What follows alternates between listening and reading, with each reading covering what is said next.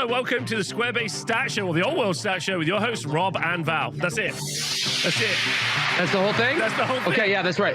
I've been briefed. We have to be very efficient on this show.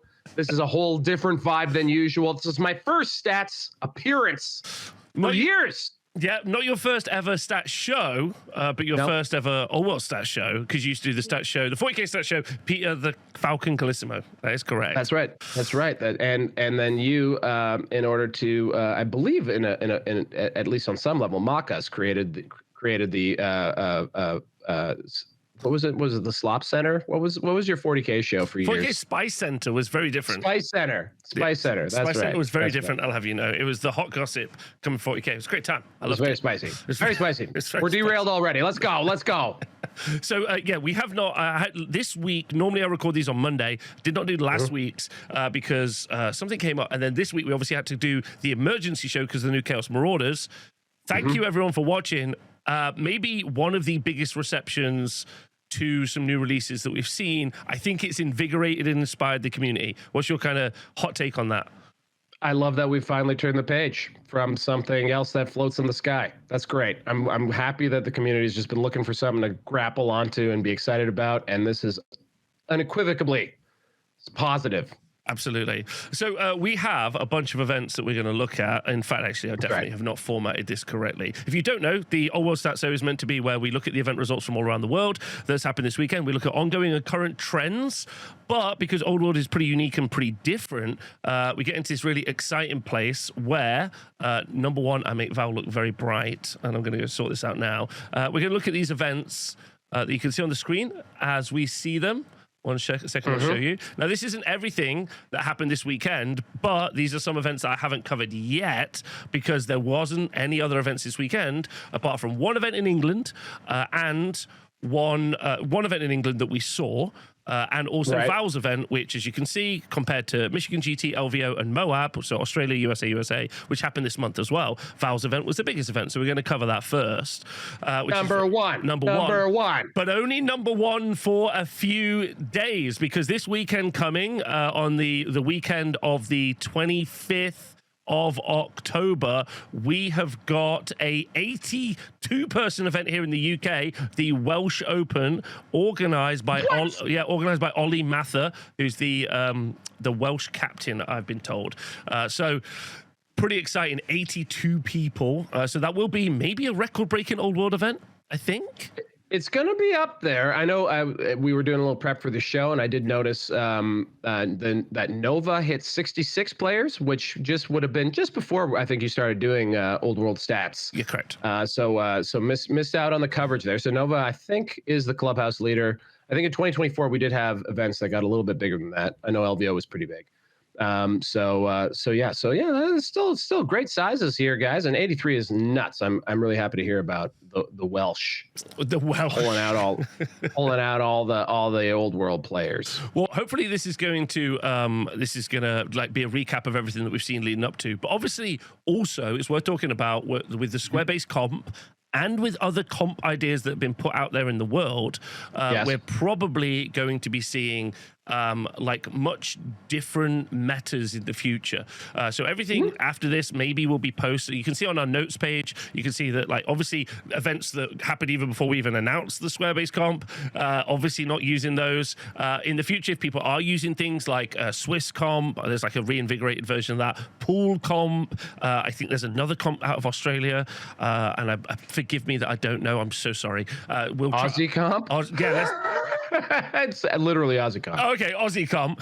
Then I'll put those notes in there. That's going to be more difficult, I think, to kind of figure out what's going on in all these different places, but hopefully we'll figure out as we go through.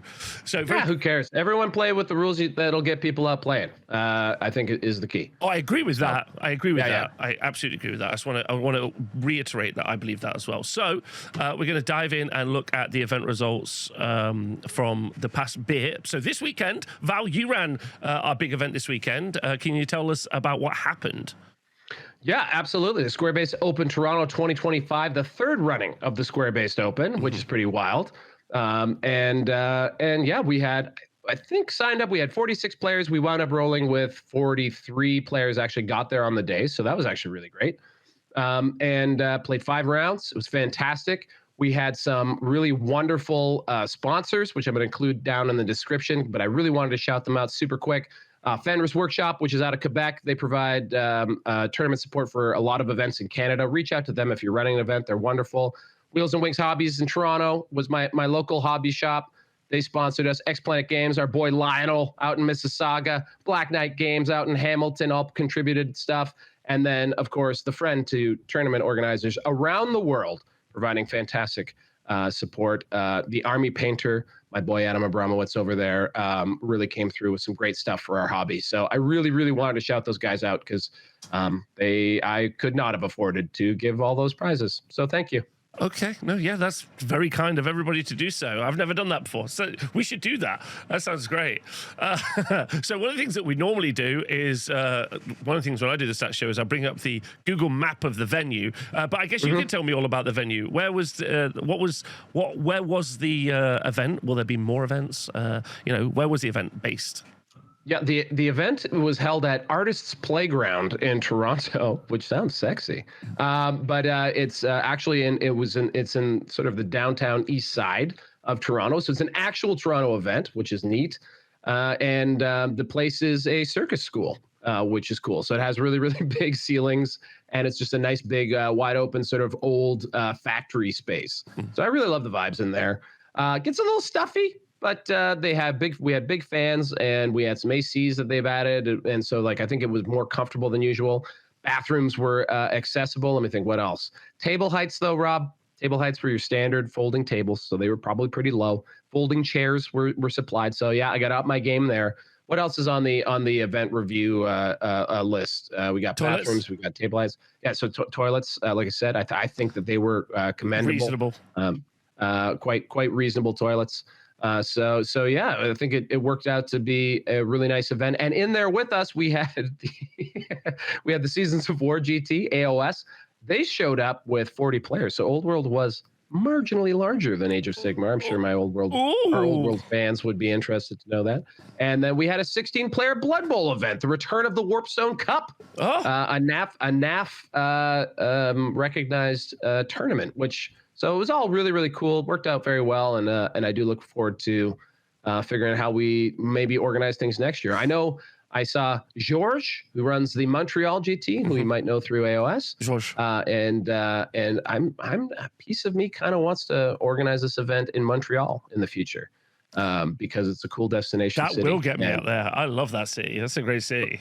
Right. So that's something on my mind. Maybe relocating or maybe doing another event in Montreal. But yeah, that's where we're at. So next year in the fall, look for the Open again. So you decided to do 2,200 points. Why did you do that? And what other kind of things did you add to the missions and the format to kind of differentiate it? Or what did you do to try and make the game as fun as possible? Yeah, absolutely. And that's exactly how I phrased it in the pack. So the main things that we did, obviously 2,200 points. The goal there was everyone's like, oh, so you can take 2 steam tanks. Yes, that was a bit of a meme that I put out there. Did but you also take I wanted 2 steam tanks? I don't know if anyone took 2 steam tanks.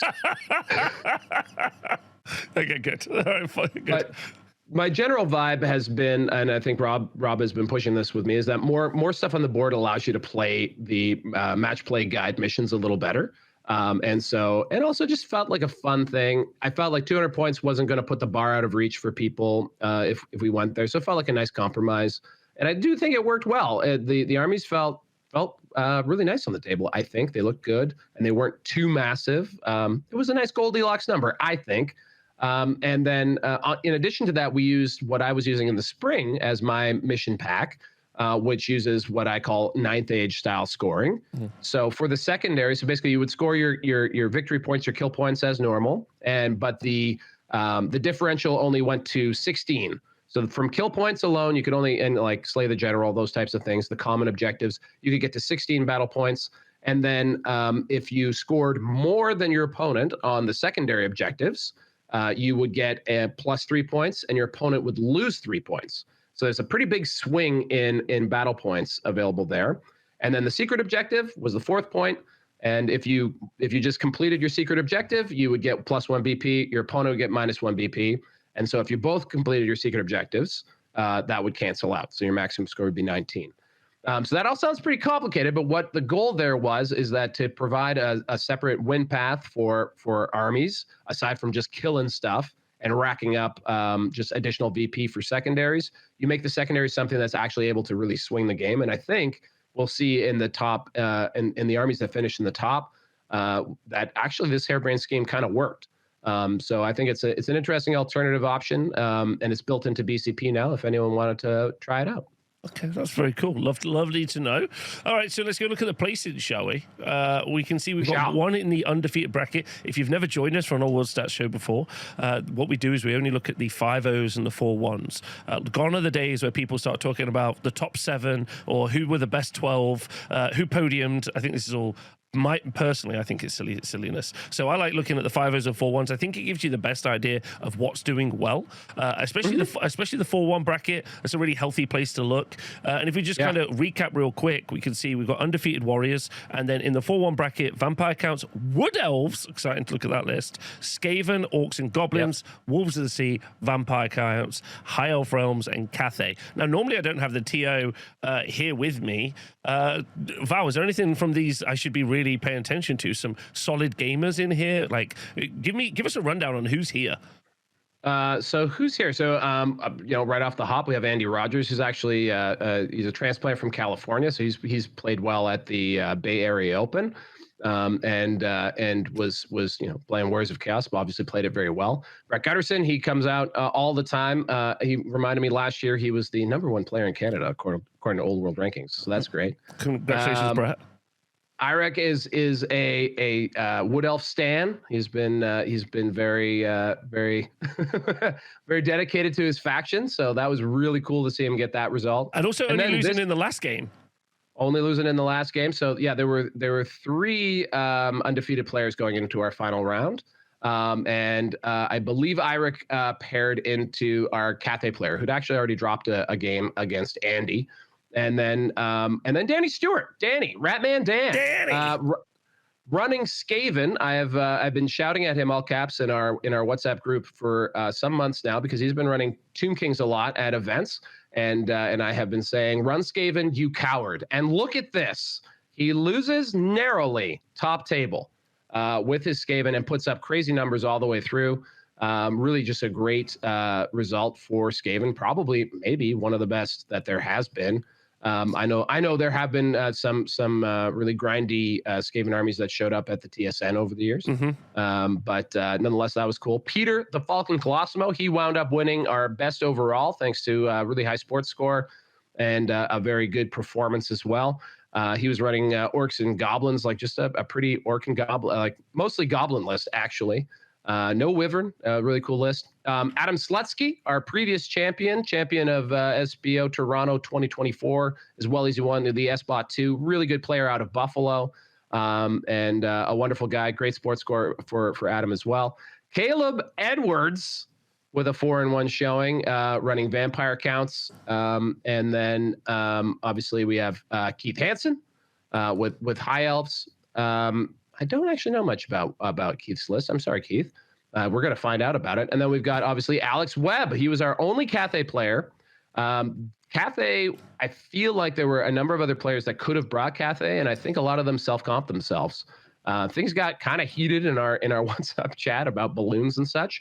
We did have some comp on Cathay, so we did limit to 0 to 2 balloons, only one of which could be a character balloon, if you wanted to do that. I also added a couple other comp changes, sort of like army rule changes to, I think, try and balance out the meta. One of them was for the undead, for Invocation and Arise. I basically applied the changes that we saw in 1.5 to Arise. So essentially, the number that you add to your roll when you're rezzing was halved for your wizard level. So that reduced the amount that they could res back. But I did allow the regen on Crumble and things like that. I also said that the Drakenhof banner that gives a 5-up regen. It's +1 to your regen, was cavalry only, so that way it couldn't be applied to the big bricks of the Graveguard. And I believe those are and then a minor change to the Green Knight which is interesting because one major outlier, I think, of this event is that 0 Bretonians showed up, which across the entire field. We had no Bretonia, and that one I don't know why. I do know there's a bunch of players who normally would play Bretonia, and they were playing other lists, including some Slayer lists, which I think get to 3 and 2. If you scroll down, you might see some Slayer cults outperforming There you go. Cleary gets to 3 and 2, although it shows his Dwarven Mountain Hold. So there you go. But that's the quick rundown. Okay, all right, great. Well, let's look through the list, shall we? And let's look at Andy Rogers and his list. Do you want to take us through this? Oh, no, I can see it. It's a little bit of a nightmare. Hold on, let me just fix this all up for everybody because... a nightmare. I'm just going to have to refix how it looks on the screen so everyone can read everything a little bit easier, but still not perfect. Okay. Do you want to take us through Andy's list? Yeah, absolutely. We've got kicking it off. We've got a Demon Prince, who is the general wizard level 3 on Demonology. He's got the Ogre Blade, Armor of Meteoric Iron, and Favor of the Gods. Then he's got an exalted level 1 Exalted Sorcerer on Battle Magic with Diabolic Splendor. Another level 1 Exalted Sorcerer on Battle Magic with Rod of the Damned. And then a Sorcerer Lord, Mark of Tzeentch, Wizard level 4 on Battle Magic with the Skull of Catan. Wow. And then he's got 7 Chaos Knights with Lances and Mark of Tzeentch, and a Champion, 17 Chaos Warriors with Shields, Mark of Tzeentch. Looks like full command, Taskmaster's Scourge, and the Icon of Darkness. Nice. And we got 5 Marauder Horsemen with Mark of Chaos Undivided, 3 Dragon Ogres with Heavy Armor, Great Weapon, and a Shartak, and then a Warp Fire Dragon. Yeah, the Shartak's an interesting choice because a lot of people drop the Shartak so that you can't get challenged out with the Dragon Ogres, which is fun. And also, I love the Magic Missile Bunker with a Demon Prince. I've done something similar to this. This is fun. Very cool. I like this a lot. There you go. Yeah, very, very fun. So you got a unit that can really take mid, as I think some say, like with those Chaos Warriors and sling out probably a lot of summonings. And then also the secret objectives are listed down there because everyone had to have those. Also low drops too, so hopefully allows him to go first. The Warfire Dragon also very handy to have that tech for reducing ward saves and such. Yeah, I also think it's just a nice long range threat, right? Like early, you can't just gun everything forward because that dragon might smash. Great work, Andy. Congratulations. Also, Warriors wouldn't be what I'd expecting to see, but like you say, the meta is so it's defined by what turns up, right? If there's no Bretonia, there's only one Cathay. Like it gives room for everyone else to start running around and doing some stuff, and also a little bit different to what we've seen Warriors run in. So it's pretty cool. Also, let's not forget that bog standard Warriors now are 3-up save in combat thanks to parry. So that's they're getting a little bit more value for their points. I think there's a lot of people right now looking at the screen saying, "No, I ain't forgetting that," and that's cool. All right, looking at the 4. So congratulations to Andy on going 5-0. Looking at the 4-1s, we've got Brett Gutterson. He's got an 8-drop list, and he has got a Vampire Counts list, and he is running a Master Necromancer who's level 4 Wizard with Necromancy, a Spell Familiar, a Lore Familiar, Talisman Protection. That's on a Mortis engine, so as loaded out as you can get there. Then you got a level 3 Necromancer with a Scepter of Du Noir, the Cloak of Mist and Shadows, the Cloak of Mist and Shadows, double Tomb Banshee, a White Lord, Crypt Ghouls, 18 of them, 30 Graveguard with a full command, and there's also an Obsidian Lodestone on there, and the banner is rocking the standard of Hellish Figure. Then 20 zombies, 20 zombies, 20 zombies, Corpse Cart, and 10 Hex Wraiths, which is quite a fun pick. Normally they're not Hex Wraiths, right? That's not normally what you see. Hex Wraiths are pretty dope. I think it's a good tech too for often I think people are bringing that as a response to Cathay, because Cathay, aside from obviously the amulet thing that they have that can do the magic missile, usually doesn't have a lot of magical attacks, so ethereal can be really handy. And the Hex Wraiths can be pretty janky, like doing big sweeps and dealing a bunch of wounds to stuff. So a popular choice, I think, showing up in rare these days. Love the Corpse Cart. I think that's probably a result of the sort of the nerf to Invocation of Nehek. So needed to juice up the ability to raise people from the dead, which is great. Overall, I think this is kind of and then the zombie units, of course, just very handy for being very good at standing somewhere and not dying. Well, probably dying and then coming back and dying and coming back. overall a really cool list. I really quite like it. Crypt Ghouls, I like it a lot. Love it. Love it. Okay, do you want to take us through IREK's list? This is, I think Wood Elf fans are going to be excited about this. All right, my boy IREK. Here we go. So he was the best Forces of Fantasy list. Let's see what he's got. He's got a Glade Lord, aspect of the cat. Meow. General, who's the general on a Forest Dragon with a Dragon Slayer sword and Talisman of Protection.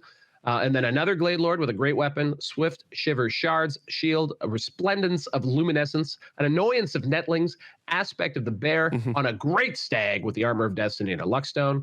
And then we have a Spell Singer, one on Elven Steed, level 2 on Battle Magic, and Elementalism, Arcane Familiar. Interesting. So you can take from two whatchamacallit, both Elementalism and Battle Magic with the Arcane Familiar. Ruby Ring of Ruin.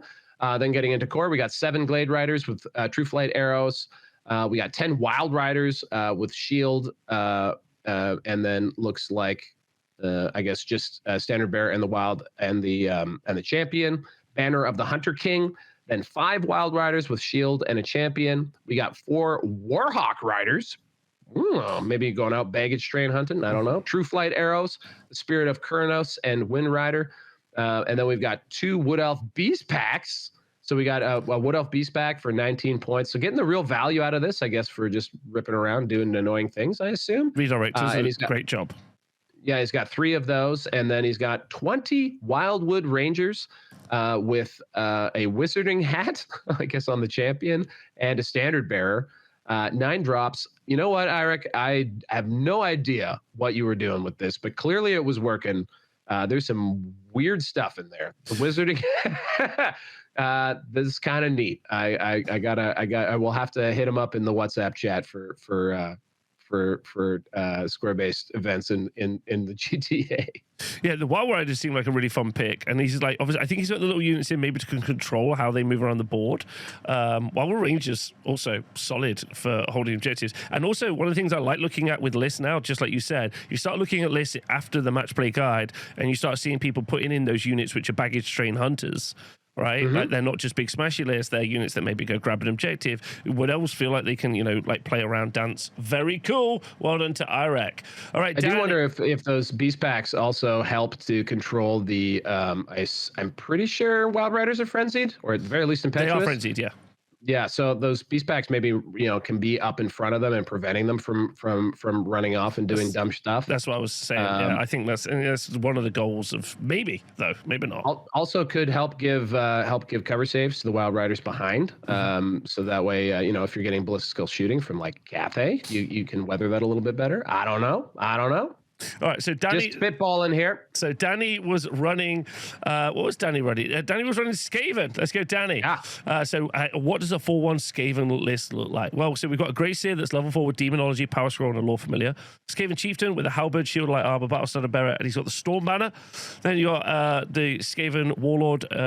There's a General with a Shield, Heavy Armor, Weeping Blade, Skaven Brew, and the Paymaster's Coin. Then the Skaven Warlord, Shield, Light Armor, Ogre Blade, Paymaster's Coin, Ogre Blade on Skaven Warlord is fantastic. Then 30 Clan Rats, 30 Clan Rats, 30 Clan Rats, 20 Clan Rats, 14 Giant Rats, 14 Giant Rats, and then 36 Storm Vermin. Now, shout out to Kev. Giant Rats is such a pick in Skaven if you've played them enough. They're actually pretty useful. The 36 Storm Vermin is wild. I imagine I should also say that 36 Storm Vermin also got the banner of Verminous Scurrying. But some big bricks. You could trade off the Clan Rats, I reckon, on some objectives early, make, push mid, get traded, then hit back with, your big bricks and your spells. I feel like it's a pretty cool play. Yeah, and you got probably all of those characters, or a lot of those characters anyway, probably chilling in the Storm Vermin. In the Storm Vermin, and the Clan Rats are rocking those. Did we say that they all had rattling guns? The Clan Rats, they do all have rattling guns as well. So that's giving you a little bit of damage output. So again, this is I think he was really maximizing the missions on this one. So his goal is to not die, so be very resilient, make it hard to get points off of him, and then also swing that secondary in his favor because he's able to go just sit on the the progressive objectives and hopefully rack up points. It looked like it worked. Yeah. And super cool. Again, one of the things I really like seeing about these lists is how they're using those new objectives. Like a 21 Kleinrat unit is pretty much a nothing burger, 152 points, but put it on an objective early, start racking up. Your opponent then has to engage. Maybe they haven't put any little trash units in. So hit with something big, you counterattack with something of yours, set it all up. Danny's very smart. Pretty cool. All right, Peter Colosimo. What was he running? So this, again, best overall. This is the most bast. So this is what I would consider he was the true first place in our hearts. He was rocking orcs and goblins. So he had the, is this the general? I don't know. Oh, the general is the orc Weird Knob, a wizard level 4 on elementalism with lore familiar and a talisman of protection. And then he had 3 Night Goblin characters. It was a Night Goblin Big Boss with a great weapon, light armor, who was the battle standard bearer with the war banner and trollhide trousers, so you could survive in one of the bricks. Then a Night Goblin Big Boss with just a great weapon. And then a Night Goblin War Boss, pardon me, with a shield on a giant cave swig. Let's go. Everyone's favorite. Wallop is one-hit wonder and a Ruby Ring of Ruin. That's 135 points for just the most annoying little bastard in the world. It's fantastic. And then we got 3 units of 30 Night Goblins with 3 Fanatics.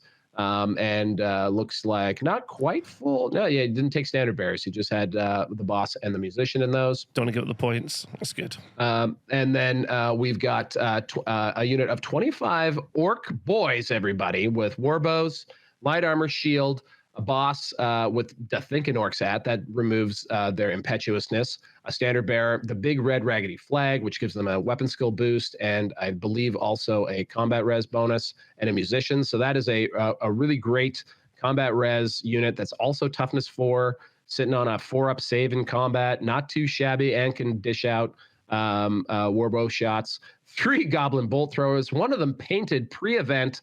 Never hang out with me in the days before an event, folks, because if you come to my house, you're painting. Dickie, old Richard Hughes, painted up the 3rd Goblin Bolt Thrower for Pete, and it did work for him, so that's great. 2 units of 8 Night Goblin Squig Hoppers with cavalry spears and light armor, and a boss.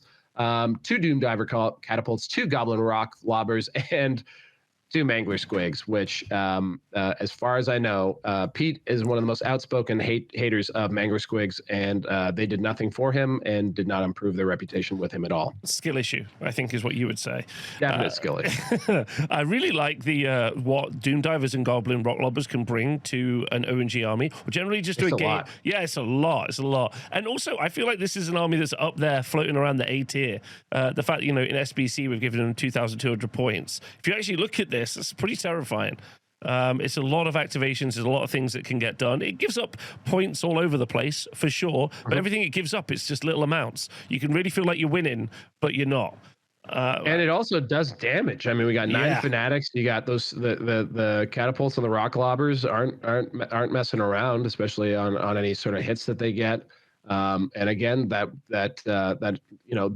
Squig Hopper mobs are so like on the charge, actually do mess things up. You've got Killing Blow on the giant cave squig. There's a lot of ability to deal damage with this, as well as just be a lot of bodies that are tough to deal with. So this is a great list. And something he sort of checked to, I want to say a couple weeks before the event. Before this, he was thinking of running Warriors of Chaos, which he ran in the past, or even Cathay. And this is what he wound up on, and I'm glad he had such a great event. He was really, really pleased. Oh, that's great. He's a great human being. Adam Slutsky was... Slutsky. So he's running Demons of Chaos. Have I got that right? No. Yes? No, Wolves of the Sea. Wolves of the Sea. Sorry. So he was on Wolves of the Sea, and he had... by the way, I like putting on your list how many drops you are. That's great for 2 reasons. 1, your opponent can know. Number 2, you can remember easier. Because every time I get a table, someone's like, how many drops are you? And I go, let me count for you. 1, 2, 3. And I also actually, if you have ambushers or scouts, I ask you to put a range in there as well. So that way you know what the minimum, maximum that your opponent can drop is. Oh, I love that. Okay, so we got Demon Princes again. Oh my God. Nurgle, level 4 wizard with demonology, light armor, ogre blade, armor, meteoric iron, favor of the gods, and an extra arm. Oh, weird arm. Then you got an exotic champion on a chaos dragon, Marker Nurgle, great weapon, 2 favor of the gods, brazen collar, and the crown of everlasting conquest. Then 8 marauder horsemen with flails, with the mark of they're Seaborn Raiders, sorry. because they're Chaos Undivided. Then another 8, same loadout with flails. Then 13 Marauder Tribe Berserkers with flails. 15 Marauder Tribe Berserkers with flails. These are both in ambush. 5 Chaos Warriors, a Mark and Nurgle Champion and Charm Shield, 4 Skin Wolves, and then a Dragon Ogre Shaggoth, pretty crazy. And then Dragon Ogres, you just got the 1 Shartak with the blackened plate, pretty classic combo, and the Great Weapon in there. So, what I find so interesting about this list is how much it how much it almost counteracts and is a flip side of what you see from the Orc and Goblin list. In that, you do have these little small units for sure, but it's just these 2 big power pieces that are pushing around, like the Demon Prince, the Nurgle Dragon. I suppose the Shaggoth counts as a power piece as well, although it's only ever been a failure in my life. But that's pretty cool. What do you think? Yep. I think it's very cool. And Adam is, he's basically a person who has only ever run Warriors of Chaos, as far as I know. Basically since the edition dropped, this is a person who knows his army inside and out. And this might be one of the more significant evolutions of it. I think he's traditionally run Grand Army in the previous events that I paid attention to. So I don't know how long he's been on Wolves of the Sea, but obviously they've got lots of really good moves. And yeah, very, very crafty player. I think he only lost to Danny with Skaven, which is interesting. So that was probably a hell of a match between those 2 guys. Okay. Yeah, no, I mean, I can imagine it was fantastic. Well done to Adam. And also Warriors as the most popular army. I really would have it'd been interesting if Brett's had been there. Okay, do you want to take us through Caleb's list? Absolutely. Now, this is titled Val Made Me Write This List, and I'm not sure what kind of a dig that's supposed to be, but, I will shout out one thing, FYI. Obviously, I do a mirror show to this, the AOS Stat Center. It turns out that the app that you've got for building AOS lists by Games Workshop, they forgot to put a limit on the number of characters that you can have in the list name writing section. So people write me Easter eggs. So people write me Easter eggs, essays. They put YouTube links in. They do haikus. So some people have learned how to drop images in, and it's just it's a pictorial representation of their list. Like it'll be like 3 sharks, a turtle. So AOS always has more fun. No, I'm not saying. I'm just saying that we don't know. Old world people might not know that they can fuck around, and as you can see, Caleb knows. This is just an open text box. I mean, they can put whatever they want in here. So, let's see what Caleb's take on vampire counts in this format is. We've got Master Necromancer, who is the general, wizard level 4, necromancy spell familiar, specter of De Noir, cloak of mists and shadows, so on foot.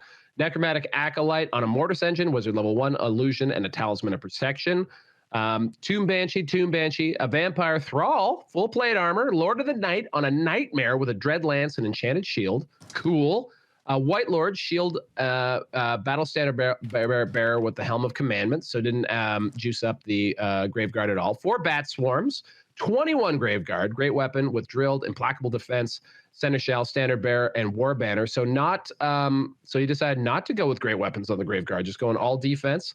20 zombies, 6 fell bats, 3 spirit hosts, and of course 7 blood knights with full plate armor, drilled Castellan with supernatural horror and a charm shield, a standard bearer, and there's the Drakenhof banner. So they had a 5-up regen. Really cool little shakeup of a list. I'm not going to lie here, and also of course brilliantly painted. He used sort of almost like a Sin City style on these guys, so they're sort of monochromatic, like a lot of like black and gray, with some like red highlights. Really, really, really cool concept army. Yeah. Almost entirely made out of AOS models as well. So just a really cool thing on the table, and great result, Caleb. Great result. Great work, Caleb. Keith Hansen was running a high elf list.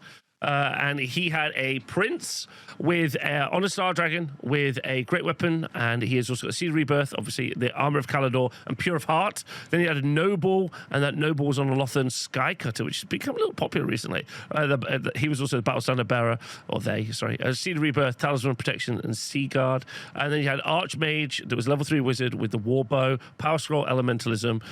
Then we had 36 Lothern Sea Guard, 5 Dragon Princes, 14 Sisters of Avalon, 8 Sisters of Avalon as well. So those sisters obviously have been a power pick since the beginning. Doesn't really look like, other than the Lothern Sea Guard, anything else is holding an objective. That unit's got to do a lot of work. It does have to do a lot of work, and again, like this was a mission set that did punish you if you weren't playing the secondaries aggressively. Although obviously this thing's going to be able to keep up against baggage carts and still be able to do domination just fine. It was just maybe on those missions with multiple objectives to sit on that maybe it was a little bit more of a challenge. But I mean, it doesn't really show on the results. Who does he drop his game against? I'm not sure. Well, let's look at the dreaded Cathay list by Alex Webb to round us off. All right, so Alex is a very new player. So he came into Old World and I think tabletop in general just through Cathay. That was the thing they onboarded with. He's one of Adam's friends. Came up from Buffalo, so thanks for making the trip. And also is still learning the game and running with Cathay. So no one's giving his guy an inch, and so he came out of the event a little bit bruised, but I think he's got a really awesome attitude. So way to go on your result, Alex.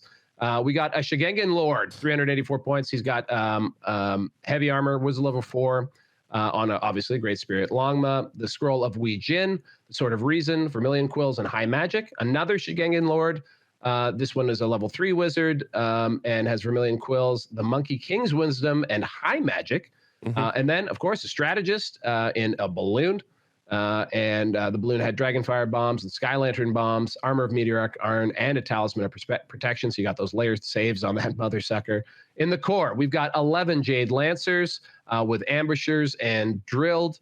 Has a Ring of Jet on the champion. So that's the thing that gives you a really good magic missile. Standard Bearer is the Jade Banner, and then 7 Jade Lancers with Ambushers, Drilled, another Ring of Jet on the champion, and a Standard Bearer with the icon of Heavenly Fury. So in this one, you can, because you have the balloons as well, you can put basically all of your core in reserve if you think that's the best play. If you're worried about getting shot up or whatever, and gives them a lot of basically ability to hide points, which is great.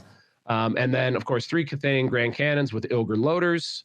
And then just a standard Sky Lantern. This one with Crane Guns.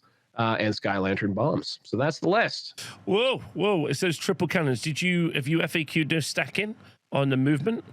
In this particular situation, no, I have not. I have not done that. No, I have not. I have not made that tweak. I'm really on the fence about it for Cali Cup because I'm planning on running Cathay, so I'm not sure I want to take those rules away. But I've had them in since day one. So, but I don't think it either really matters or it doesn't matter very much. So, but I put it in there. But either way, 4-1 for Alex. Great. He's fairly new to, like you say, to the tabletop, which is cool. Really great attitude, and just awesome to see him out and doing what he did. Was cool. Okay. And by the way, Cleary and Eddie were the guys running Slayer Host. Both managed. Eddie got to 3-0 with his Slayer Host. Cleary took two lumps, and flew too close to the sun for sure. 2 lumps, and then 20.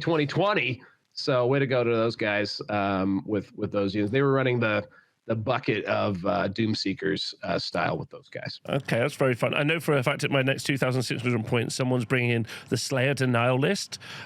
We've been trying to theory craft it together. Like, how do you play all the missions, score all the points that way, and then give up no points via kill points? Like, they have to kill you. That's kind of interesting. So maybe we'll see that in the future. We don't know. Okay, so any final thoughts or kind of closing thoughts you'd like to say about the event overall? Overall, I've just been really great feedback. Thank you for everyone who came. Next year, I promise, this is a solemn promise that whatever event I run will not be on the Toronto Marathon weekend. I think that might have had some impact on people not wanting to get through Toronto. I know it caused, for example, Andy, a lot of stress on the day trying to get into the city. Also, shout out to Rob, Andy's dad, who came out for the event as well. So they were both in the field. He was running dwarfs. Just overall a really great event, and regardless of how the balance sheet works out in the end, it was really worth running, and I look forward to doing more. Amazing. So our next event is one that happened earlier in the month, this October. But it was the LVO Champs. I think we should cover this for sure. Organised by Frontline Gaming and also Jake Jacobson. It had quite a lot of people on the organising team. which is pretty Actually, nice. so actually, I want to shout out very importantly. It's actually Monster Slayer Productions are the organizers of this, and that's led by Andy Garcia out in California. Okay. They are a fantastic crew. They run events quite frequently, and they tend to do they organize all of the Old World Frontline Gaming events, BAO, this one, SoCal. So yeah, those guys actually running it. Jake is the overseer, the grand overseer of LVO these days. He took over from Kicker. So yeah, and they're obviously operating in a new time period. LVO used to be January, the capstone of the ITC for 40K and AOS. And because of the Warhammer Championships taking that over in November, they moved it to the beginning of October. So this is the first time LVO has ever been held in the fall. I don't know if it suffered in player size because of that directly, because they're about half the size that they were last year. Or because of everything. Or because of, other stuff happening. The other stuff. The other stuff. All right, so LVO Old World Champs, we ended up with 39 players at this event, which is very cool. And if we do a quick overview, we can see in first place and undefeated is Cathay. And then in the 4 and draw section, which is always a unique section to be in, which is undefeated but not quite near the top, is Cathay and then Orc and Goblin Tribes. And I am not surprised to see Orc and Goblins up there. I just think it's an army that can do well all the time. Yeah. But you got to try really hard with it. Then in the 4-1 section, we got High Elves. Just gotta avoid horrible stretches with your dice. Yeah, I think that's it. Yeah. Yes, because all of those war machines are fantastic, but they also blow up real good, and sometimes on the first turn. So anyway, continuing. Well, I used to know a Skaven player, and he's like, I'm so good, but one out of 5 games, just dice say no. And you're like, fair enough, that just happens. Okay.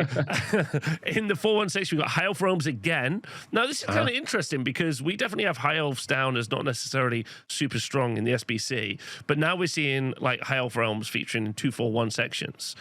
Which is kind of always worth noting and talking about. And some might say that might have suggested them for a B tier army, but that's okay. That's okay. That's okay. We'll find out if High Elves take over. It'll just be like 8th edition all over again. And then that's fine. No one's going to be mad about that. Then we got X-Force, Expeditionary Force by Sean, and then we got Bretonian Exiles in this list as well. With, by the way, the most hilarious run: 12, 12, 12, 12. Final game dropped it. Yeah, 2. The result 22 somehow. Yes. All right. Okay. So let's have a look at the Cathay. So this is Kevin Morgan. He went 5-0. So I don't know if there was any restrictions here. Maybe there was the kind of 2 balloon restriction that we saw. Maybe it's becoming more common. So we've got Lord Magistrate. Oh, this is a nightmare to read. With Dragonfire Bombs, Ironhell Guns, and then we have got the Armor of Meteoric Iron, Talisman Protection, and the Ring of Jet. And then we have a Lord Magistrate on a Sky Lantern again. So that takes us to 2 character ones. Again, with Dragonfire Bombs. And we've got an Alchemist Mask and the Jade Armor of Bashai. Then we have a Gatekeeper just on foot, I think. Heavy Armor Shield. Oh, no, it's on a Warhorse, sorry, with the Ring of Jet. Then we have another Gatekeeper with a Ring of Jet. Then 10 Jade Lancers with just the regular stuff. We've got Drilled. We've got Drilled in there. Do we have a full command? No, we've only got Champion. No, we do have Champion with a Ring of Jet and a Standard Bearer. And then we have Jade Warriors. We have a Standard Bearer, full command on those. We have a Sky Lantern, a Sky Lantern, yes, a cannon, and a cannon. So we've got 3 balloons. We have Ring of Jet kind of overuse as well to add into that mix. And this feels like it's pushing towards the tippy-toppy of what you can make a Cathay army do. What's crazy about this is buried in amongst all of that is that Jade Warrior unit that's brilliant. Yeah. That's just so good at holding objectives, right? Yeah, definitely going with Jade Warriors instead of just all. I think a lot of Cathay you'll see will go with the Jade Lancers and core, especially with the Ambusher stuff. And we're not taking advantage of that here. We are taking advantage of being able to bring a lot of Ring of Jet though. Yeah. So that's something you see. They did have it looks like, I'm not sure exactly what their restrictions on balloons were. I do know that character mounts counted towards the overall amount of a thing you could take. So that's probably how you wound up with 3. Oh, is there 3? No, there is 3. Yeah, sorry. I thought I said that wrong there, and there was only 2. But you're right, there is 3, right? There's the character, Lord Magistrate, and Yeah. There's three. There's two characters and an extra one. There's three. Okay, there you go. So at any rate, pretty. Yeah, pretty, but there's a handful. They did have I don't know if I said it, but there's a restriction on you can only have 4 of the common magic items. So that's why he took that many Rings of Jet, I guess. And not anymore. Yeah, I mean, Yes. this is kind of one of those things which I think a lot of people will say, and a special shout out to Kevin. Well done, Kevin. I hope you had a great time. Kevin's brought like a highly optimized, very efficient, very effective list that's going to work really, really well. And a lot of armies are just going to have very few answers into an army like this, which is why you need some sort of like balancing mechanism that's going to bring this down. Even with restrictions, it feels very aggressive. It is very aggressive. It's so mobile. It could do so much. Very cool. Very, very cool. I mean, so something too about Cathay. I mean, he dropped 7 points out of 100. In 93 battle points. So like none of these games. Maybe his first one. I really enjoyed that his first game was the hardest game. Yes. He's like game one. He's like, oh no, it's just gone terrible. All right. Well, actually, and that's against X-Force and the X-Force list that we're going to talk about. So clearly that was a matchup of 2 good players. There you go. True. Do you want to take us to our first 4-1, which was Andrea Nini? Is it actually? It is Andrea Nini. All right. So we've got a Lord Magistrate, who's the general, and a Sky Lantern with Dragonfire bombs, Sky Lantern bombs, Alchemist Mask, Armor of Meteoric Iron, Talisman of Protection, and then a Shigengan general. So this is the baby Shigengan. With a Celestial Blade, Dragonfire Pistol, Wizard level 1, Lore of Yang, and Battle Magic, and then a Shigengan Lord with Heavy Armor, Wizard level 4, Dragonfire Pistol, Lore of Yin, and Scroll of Wei Jin, the Monkey King's Wisdom, running Illusion. So we only have 1 character balloon there, and then we have in the core 10 Jade Warriors with Heavy Armor Shields, Standard Bearer with the icon of Heavenly Fury, and a Jade Officer. We got 7 Jade Lancers with Ambushers drilled and Ring of Jet on the champion. And then the same thing again. And then finally, we got 3 Cathayan Grand Cannons with only 2 Ogre Loaders. Need That's the points. Shocking. Need the points. That's shocking. I don't know. I think you find those points. But anyway, Sky Lantern, bring it all in rare with Iron Hail Guns and the Dragonfire bombs and the Sky Lantern bombs. Yeah, so definitely, I think one of the reasons that I really like having the conversation about 5-0s and 4-1s is because some people super hyper focus on first, second, third. And when you read Cathay first, second, and I'm not saying Cathay aren't good in any way, it's more of an optics conversation and an emotive conversation because everything we're about to read now is not Cathay. But when you read that, like, and if during that weekend, biggest event of the weekend potentially, if that's all you're reading and that's all that's happening, that looks, and it is bad, but it looks worse also than it is, because there's also many other people like Orcs and Goblins also got basically the same result as Andrea, which we'll talk about. So something to always focus on, and why I think this show is going to be very important in the future. I will point out that of the other and ones, including the Orc and Goblin tribes one we're going to look at, the loss or the draw came against Cathay. So there you go. There you go, the killer. All right, Cameron Bloom was running Orcs and Goblins again. So he had a bunch of characters. So we've got 1, 2, 3 Night Goblin big bosses. We've got 1 on a giant cave squig with a shield. 1's a battle standard bearer, and 1 just with a great weapon. He costs 35 points. Adorable. Then we got a Night Goblin war boss with a great weapon, light armor, shield on a giant cave squig. So we've got 2 of those. Little 89-point redirectors, little 89-point assassins. Is that what we're looking at? Very cool. And then we've got an Orc Weird Knob, who's the general level 3 wizard with Elementalism, Lore Familiar, and the Ruby Ring of Ruin. Then we have, I would say, almost de facto 90 Night Goblin mobs with 3 fanatics each. I feel like this is...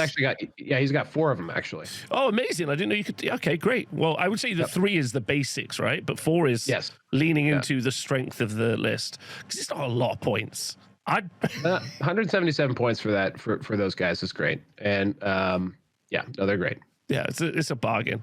Then you've got 20 Orc Boys in an Orc mob, and we've got the boss, we've got the Tinkling Orcs and a Magic Standard, which is a War Banner, and then we've got 3 Bolt Throwers. We've got the Night Goblin, Squig, Hopper, Mob.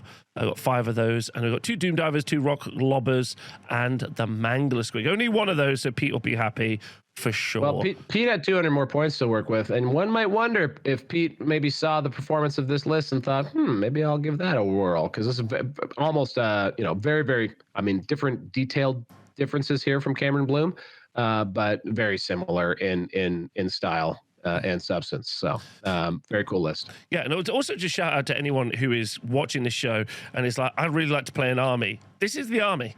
Like, this is a nightmare to play against. It's a handful. It's a handful. It's a handful. And no one's mad when they play an Orcs and Goblins player, I think. It also plays fair in the sense that there's a lot of variance in here. A lot of Warhammer bullshit happens when you're playing Orcs and Goblins. So it does have the potential to 4-1 or 5-0, really. But it also has the potential to just make you want to cry, which is the version of it that I usually play. So take through Ivan's list. Absolutely. So we got Ivan Sterliagov, and Ivan is running High Elf Realms. We've got an Archmage with Pure of Heart, Wizard level 3, Battle Magic with a Lore Familiar, Ruby Ring of Ruin on an Elven Steed. And then we have a Noble with a with a Lance, full plate armor, Shield, Blood of Calidor, Battle Standard Bearer, Ring of Fury, Opal Amulet, Barded Elven Steed. And then a Prince, with a Cavalry Spear, Shield, Pure of Heart, who is the General, Armor of Calidor, Sealed of Rebirth, Opal Amulet, on, of course, a Star Dragon. Let's go. I was waiting for that one to show up. There it is. And then we've got in core Illyrian Reavers. So we've got 8 of those, just with bows and the standard stuff that come with. He did give it a musician, though. Then a unit of Silver Helms, 12 Silver Helms. With full command, Ring of Fury on the champion and War Banner on the standard. They just had Lance and all the regular stuff after that. And then Dragon Princes, 8 of them, with the Lore Master's Cloak on the champion and Rampaging Banner on the standard bearer. And then another unit of 5 Dragon Princes with a Ring of Fury on the champion. Full plate armor, and just regular stuff there. So yeah, there you go. Lots of cavalry. This is an all cav all day list. Very interesting. That's a big push, and again, not necessarily holding any objectives. I haven't looked at the mission pack, but I would say from what I've read so far, it doesn't feel like we're seeing a lot of like, we're not seeing lots of like little units whose jobs it is to hold something. If you kind of compare these to what you see from the S-Bot TO, you see a structural difference now that we're seeing a theme, which is cool. But again, definitely in a format like this, especially when the differential table isn't modified like what you've done. You can just gun for kill points, and the objectives are kind of secondary to that. Which is also a great way to play. It's a great way to play. It creates also a valid way to play. Great way to play, and also gives you good opportunity to take different types of lists as well, which is cool. Right. Maybe my favorite name so far here. Let's go. Nail this name. Sean Smacker. Sean Smacker was running X-Force, the Mountain Bolt Squadron.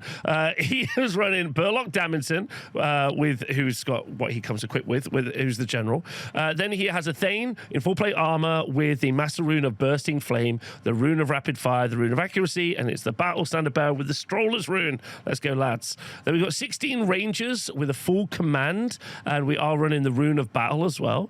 Then we have 2 Scout Gyrocopters with Clatter Guns, 2 more Scout Gyrocopters with Clatter Guns, 14 Thunderers, which is quite unique, with the Handgun, Heavy Armor Shield, and a Veteran.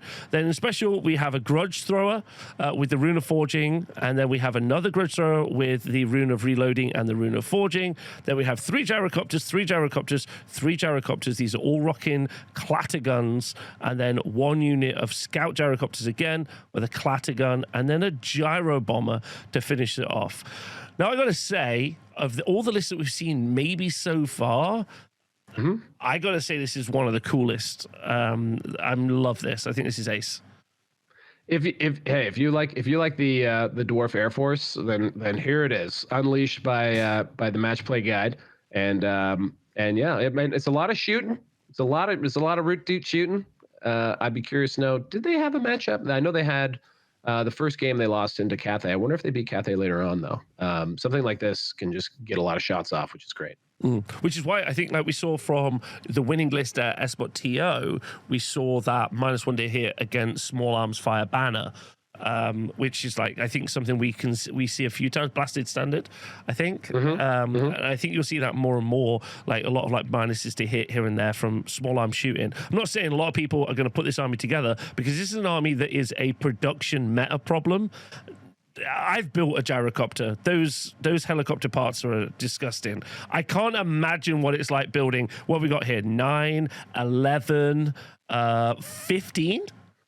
Yeah, it's a lot of gyros. I don't know what he brought. I mean, this could be the Highland Miniatures balloon gyro as well, which is much easier to deal with. It's very cute. But yeah, kudos, Sean Smacker. Yeah, Sean Smacker, you're legend. Maybe list of the week. Who knows? Do you want to take it through Garrett Winkleman's list? Old Garrett Winkleman. This one is Bretonnian Exiles. Is that correct? Correct. Yes.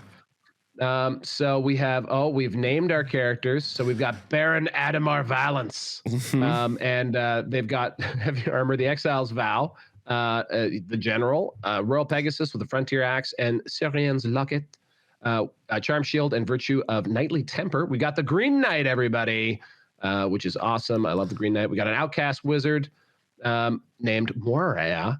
And then anything special there. Lore Familiar, Ruby Ring of Ruin, Battle Magic, level 3, obviously, and the Tancred de Paladin.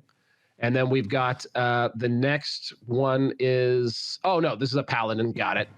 Tancred the Paladin. Got it. With the Lance, Heavy Armor, the Exiles Vow, Battle Standard Bearer with the Banner of Chalon, Barded Pegasus, Charm Shield, 2 Obsidian Lone Stones, and a Virtue of the Impetuous Knight. Then in core, we've got 27 Yeoman Guard with a Grail Monk, Standard Bearer, and Musician. So we got the full command there. And then we've got 12 Peasant Bowmen. We've got 5 Knights of the Realm on foot for just punking around, I guess. 6 Mounted Yeomen. And that's interesting. Show bows, no armor, so just a couple cheap. There you go. There's your cheap gadget core units there for you, Rob. And then we've got in special 5 Pegasus Knights, of course, with a Champion Standard and Standard Bearer. And then in rare, we've got 2 of the finest cannon in the game, the Border Prince's Bombard. Very fun. I love these little small units you could just give up for whatever you want to trade for, and to give your Pegasus Knights the opportunity, also give obviously a Baron the opportunity to get in where you need them to. That's very cool. It's very, very fun.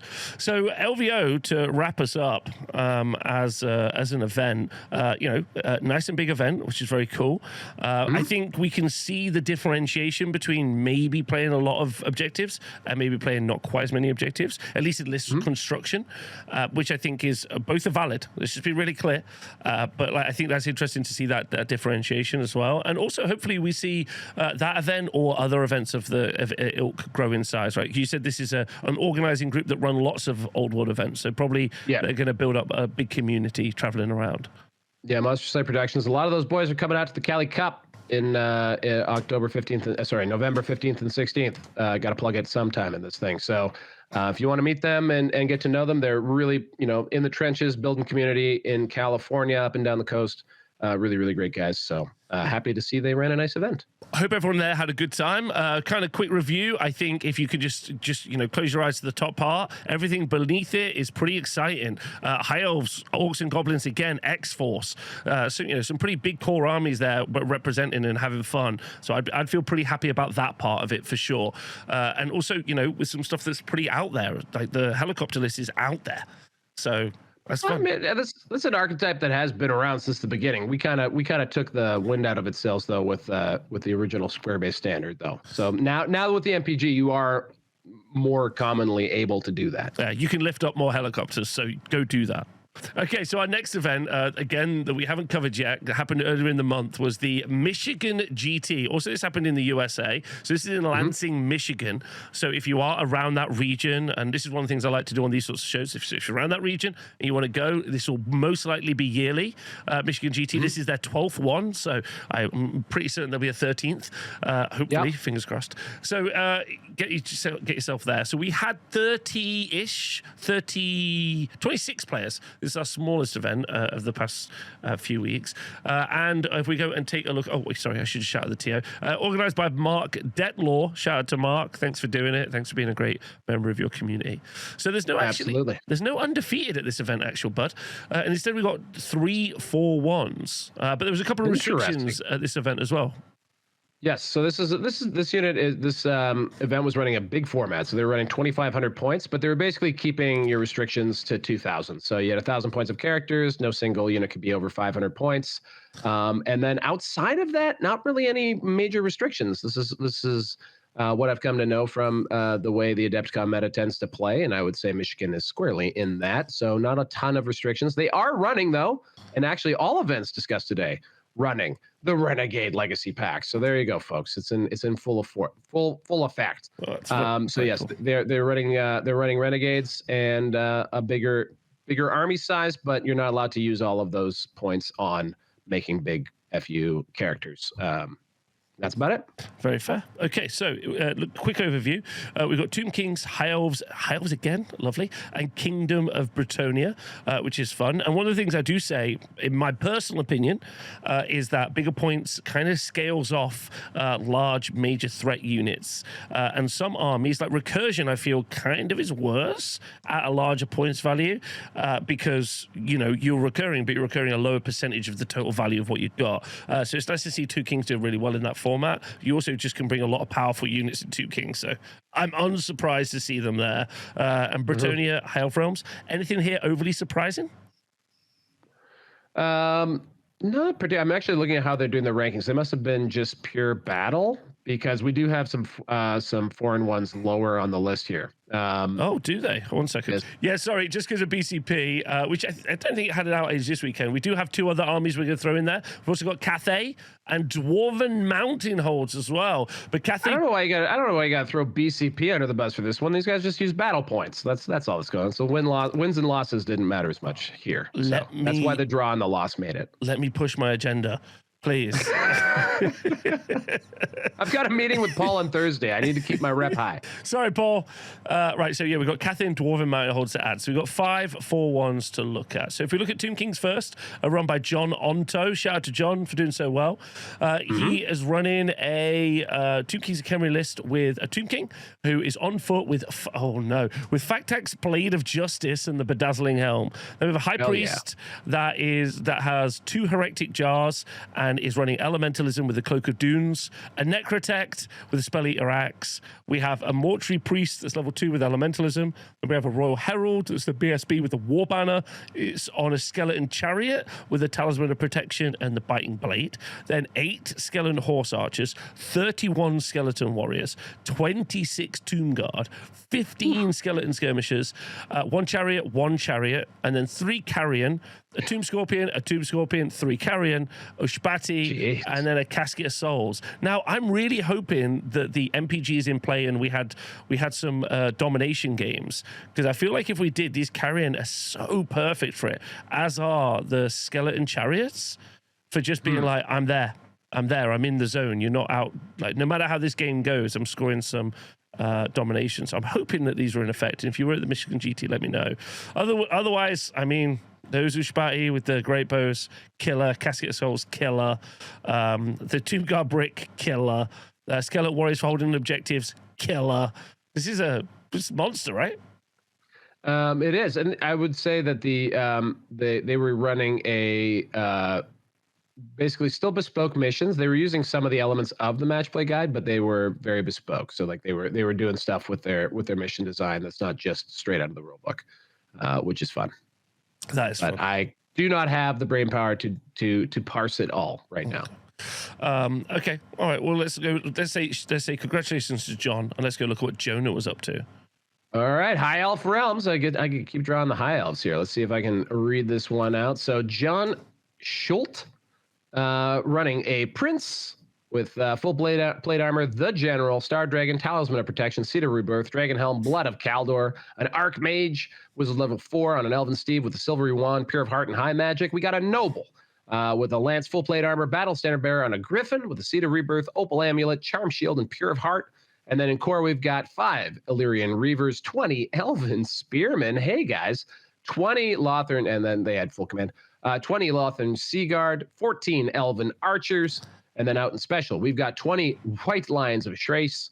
Crace, I think is how I'm supposed to say that. Is that how I'm supposed to say that? Yeah. Thrace, 15, I think, with a T. I don't think that's it. Christmas, Crace. It's Crace. Christmas, Crace. Christ, Crace. Anyway, 15 Sword Masters of Hoeth, with Drilled, Blade Lord, Standard Bearer, Musician, 5 Shadow Warriors. Wow. Great Eagle, 4 War Lions, because why not? This is a list. It's got lots of stuff, lots of things to throw out onto the table and play the missions. But man, this is just, to me, feels like a collection of high elves that managed a 4-1. So clearly piloted well. Well done. I mean, by the way, we did find out that the third scenario at Michigan GT had domination. So I'm pretty certain that we're going to be looking at an event. And you can almost tell from the lists, even though it's a larger points value, that we're looking at events that is using these secondary objectives. These little units so useful for achieving those things. You're like, what sort five Shadow Warriors doing? I'm like, well, they're 86 points, and they could score them 200 points in domination from a table corner. And that's worth it. Same with the 4 White Lions, War Lions, sorry. So very cool, very nice to see. Special shout out to Jonah. That's great. Joshua Weir was running a Kingdom of Bretonia list with a Duke, on a Royal Pegasus, Anointed Armor, the Seal of Paravon, the Obsidian Lodestone, and the Virtue of Heroism. Then we had a Paladin with a Battle Standard Bearer running the Rampaging Banner, on a War Horse with a Grumroll Great Helm, the Gauntlet of the Jewel, and the Virtue of Knightly Temper. Then a Prophetess, level 4 Wizard with the Prayer of Icon of Kinel. This is on a War Horse as well, with an Illusion, running Illusion.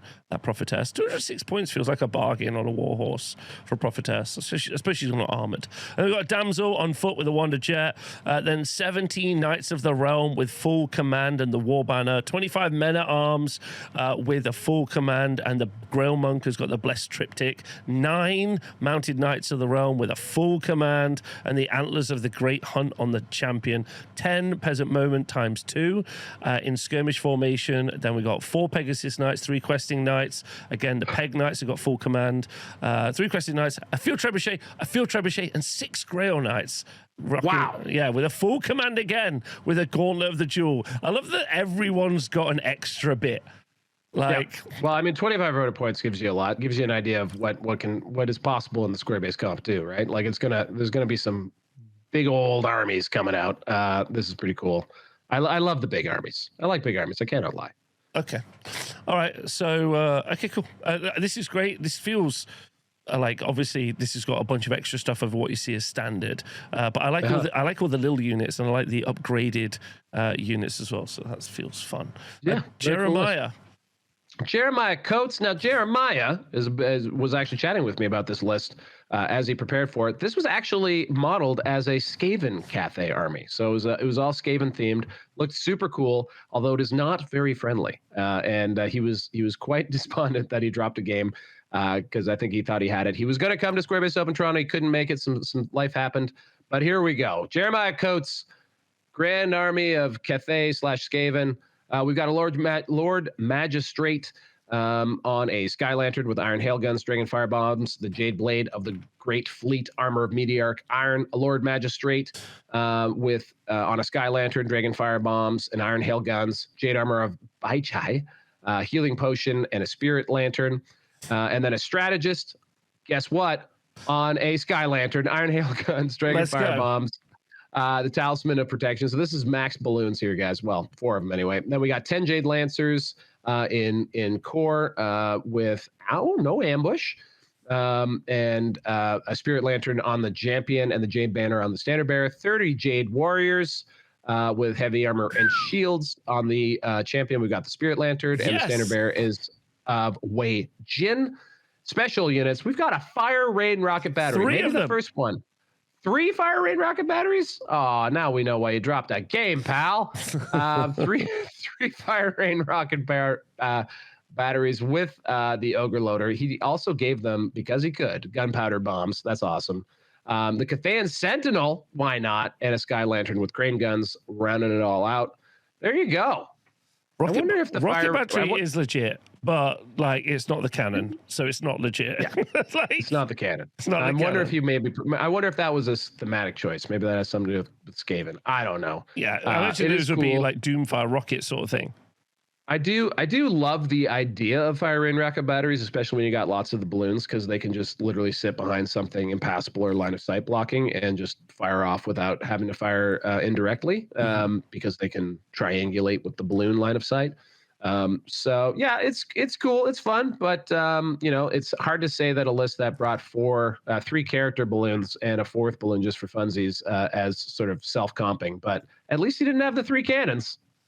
At least he didn't. Dean Ward was running a Dwarven Mountain Holds list, and he was running a king in full plate armor on shield bearers with Master Rune of Smiting, the Rune of Preservation, the Rune of Fury. Then a Thane that's got a great weapon with full plate armor that's got a shield as well. Battle Standard Bearer with the Master Rune of Grungy, Rune of Battle, and the Rune of Courage. Again, this is on shield bearers with the Rune of Preservation, Rune of Stone, and the Rune of Passage. Then a Thane on foot, full plate armor, shield, and on foot with a great weapon, just a cheap Thane. Then a Rune Lord with full plate armor, shield, Master Rune of Balance, and 2 times spell breaking. The Engineer with a Master Rune of Bursting Flame. Then 20 Dwarf Warriors with, it seems, full command and drilled, and the Rune of Battle. 20 Dwarf Warriors with great weapons, shields. Then we've got a full command and the Rune of Battle plus the Rune of Courage. 16 Rangers with a full command and the Rune of Courage. 14 Thunderers with a veteran. And then we have 2 gyrocopters, 1 gyrocopter, a cannon, a grudge thrower, and a dwarf car. And then 2 Doomseeker mercenaries looking to get their butts murdered as fast as they can. Dwarf car, I think I mentioned that as well. I mean, bigger points values, I think dwarves start to really shine. They could just bring a lot. And some of one of the things that's interesting, I think, about dwarfs is they can commit so many points to characters.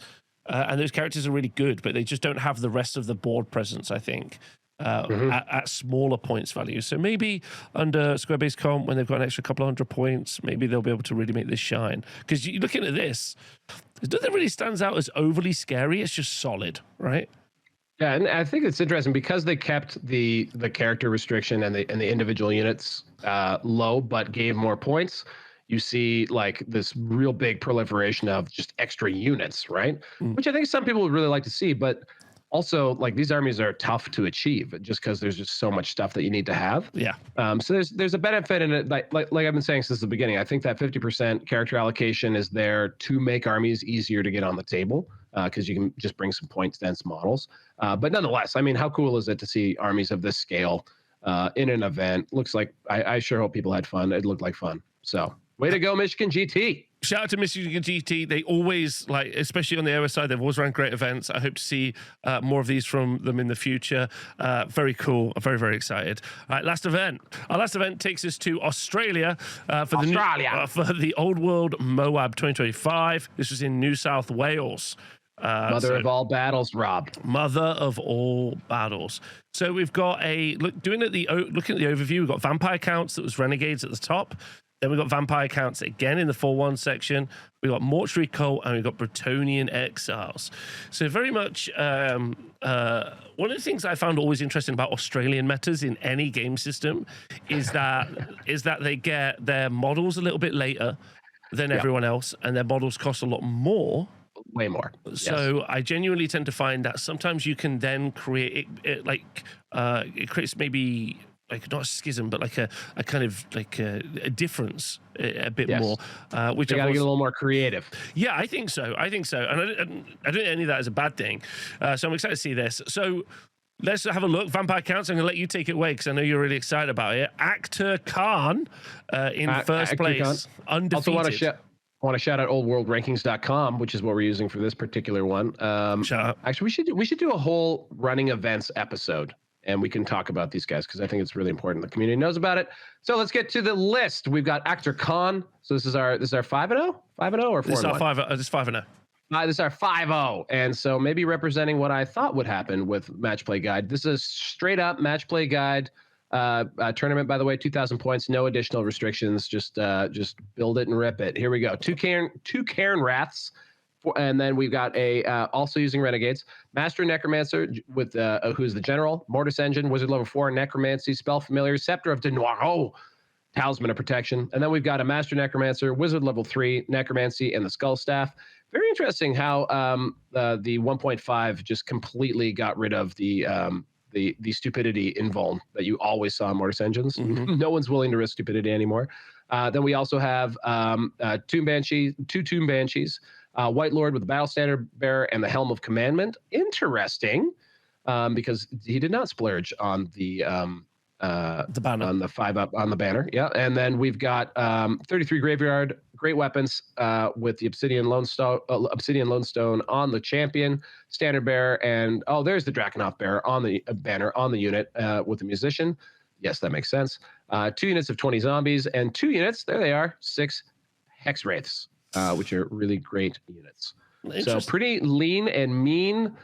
We've got the 3 Screams that I always used to like to show up with. And then 2 Necros for maximizing the reses.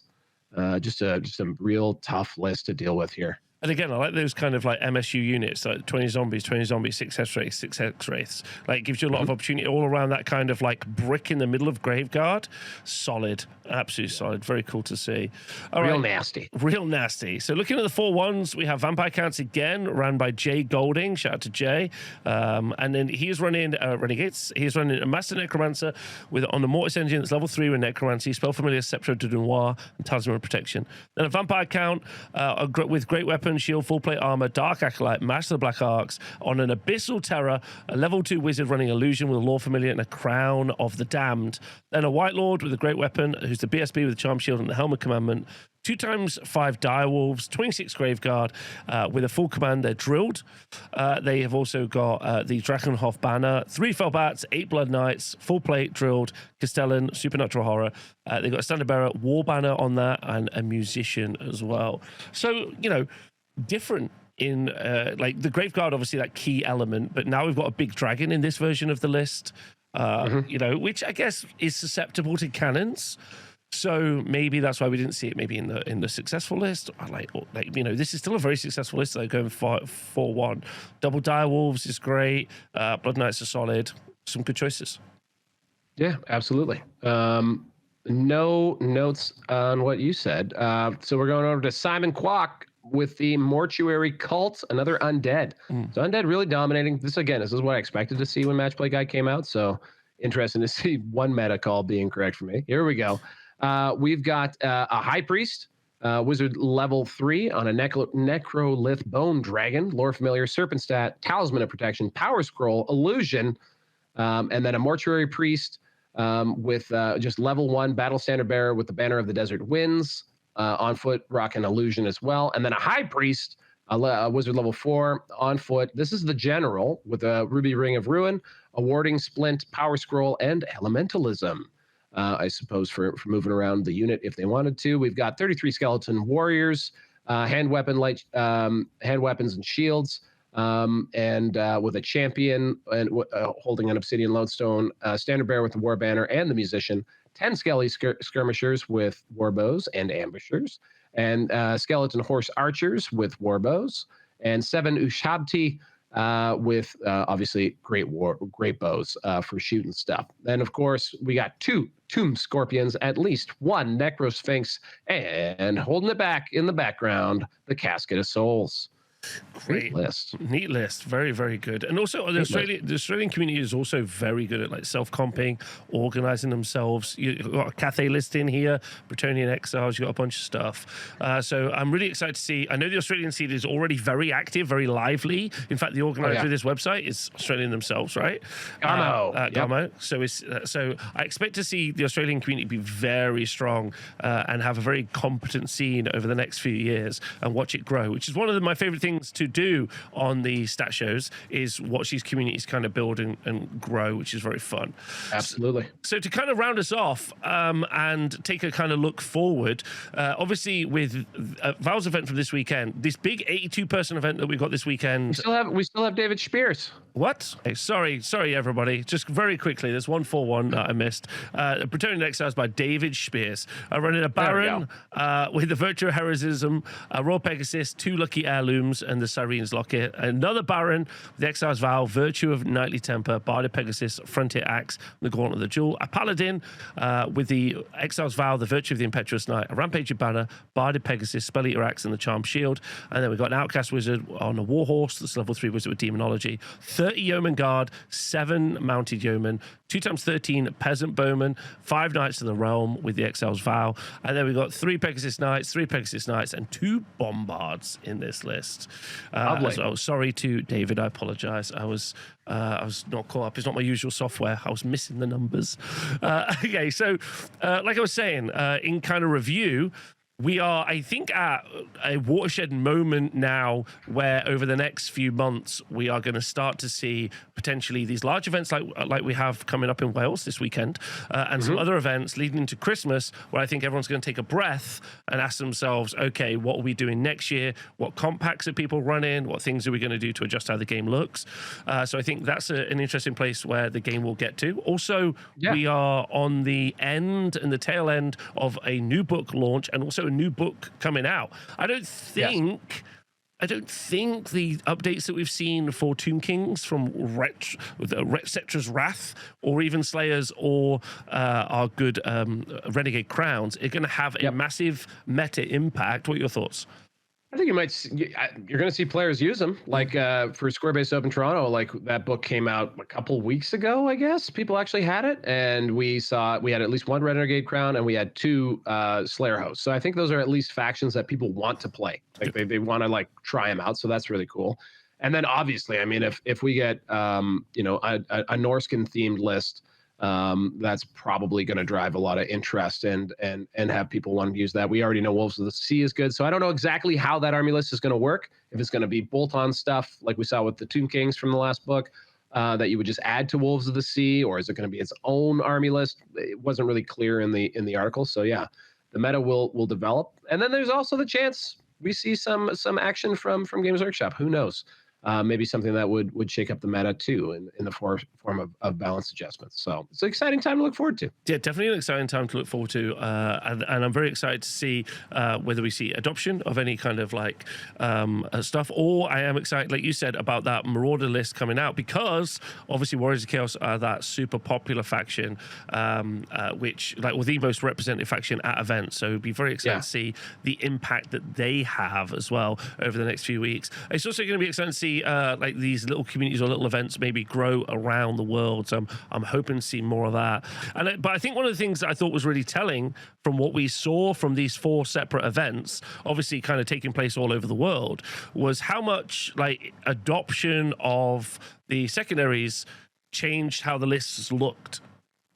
But, yeah, and how the secondaries were supported by the pack. Like I know for you, for example, you just throw all the fixins on, and you have a different, also a very good and different differential calculation that you do to sort of emphasize and make it so that those points feel like they're counting for more.